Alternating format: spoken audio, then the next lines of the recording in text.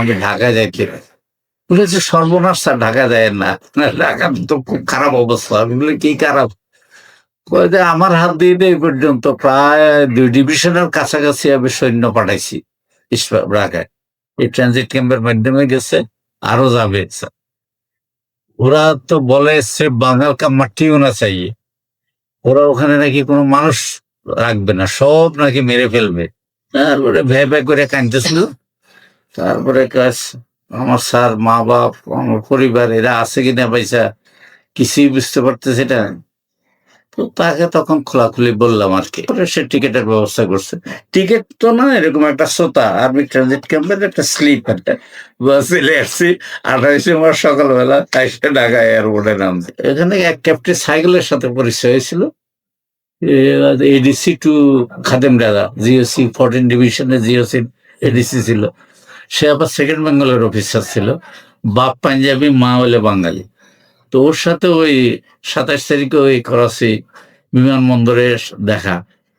তখন সেও ঢাকার খবরাখবর দিছিল এবং আমাকে সে বলল যে এরকম ওদের এগেস্টে সে রোল প্লে করবে। এবং সেই ক্যান্টনমেন্টে আমাকে রাখলো এক জায়গায়, ওই যে অর্ডিন্যান্স মেসে। তারপরে 28 তারিখে তো সকালে নামলাম 8টার দিকে। ধরুন এরপরে ক্যান্টনমেন্টেরও কিছু খবরাখবর নিলাম। তারপরে ক্যান্টনমেন্টে একটা বিদ্রোহ ঘোষণা করে ইএমই, সিগন্যাল, সাপ্লাই কোর এগুলো সব কমাইছিল। ওদেরকে নিয়ে ওই যে মানিকদি টানিকদি, বালুরঘাট, বাসানটাই এদিক দিয়ে রিভল্ট করে ভাইয়া যাওয়া যায় কিনা।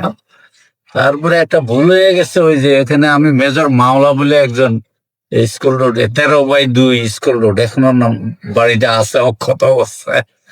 তো ওখানেই উনি এমই অফিসার, ওনার পোস্টিং হয়ে গেছিল সৌদি আরবে। 4 এপ্রিল ওনার যাওয়ার কথা। ওনার রিপ্লেসমেন্ট আসছে মেজর শওকত আলী। ওই যে এম শওকত আলী একজন উপদেষ্টা হয়েছিল না মাঝখানে, তার বড় ভাই আর কি। তারপরে ওনার বলে গেছিল ওখানে 7 মেজর মাওলা সৌদি আরবে যাবে। তো এই উপলক্ষে ওনার হ্যান্ডি টেকিং ওভার হচ্ছে মেজর শওকত আলীর সাথে। উনি চলে যাচ্ছে সৌদি আরব। তো ওখানে বেশ কয়েকজন বাঙালি অফিসার একত্র হয়েছিল ওনাকে সি অফ করার জন্য এসে।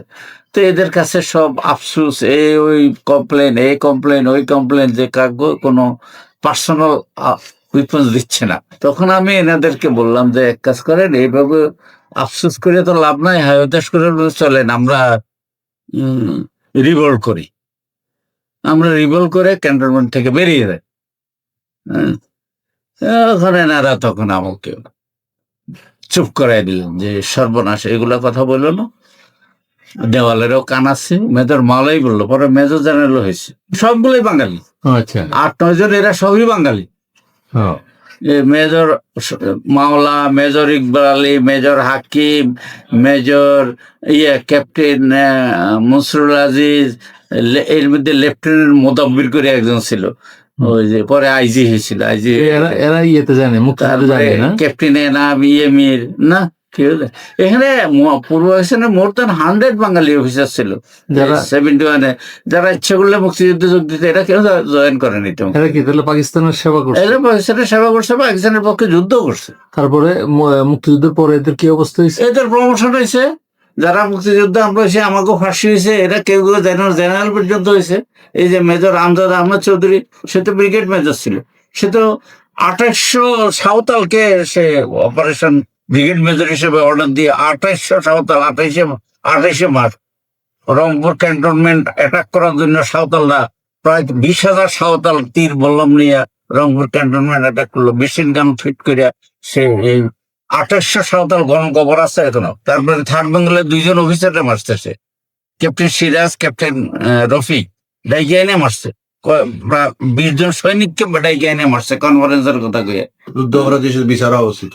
হ্যাঁ, এরকম এরকম বহুত আছে, এটা বহু আছে, মোর দেন 100। এরা এখন পাঞ্জাবিরা যে জঘন্য অপরাধ করছে তার চেয়েও বেশি জঘন্য কর্মকাণ্ড করছে এমনও বাঙালি অফিসার আছে।